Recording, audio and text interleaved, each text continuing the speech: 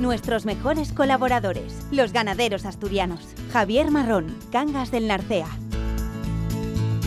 ¿Qué le pide Alimerca a los ganaderos con los que colabora? Nosotros llevamos con Alimerca, te puedo hablar del año 2000 tal vez, matando todos los animales con ellos. Son muy exigentes en lo que quieren, en el producto que quieren.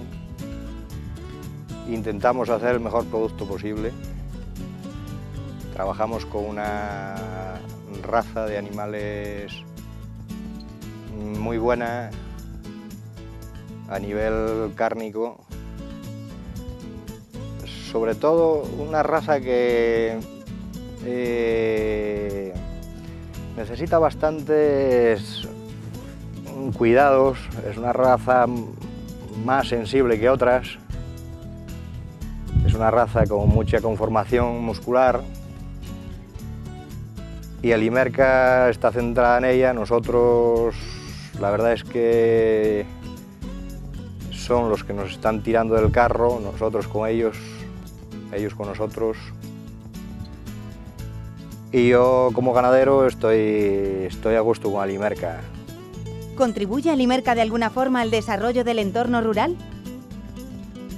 Y, hombre, seguramente que sí, que si está aguantando en el medio rural, pues bueno, que sabes que tienes ahí una salida de los animales, que Alimerca te asegura el sacrificio de ellos y que es una pena y una lástima que la zona rural se vaya cada vez a menos.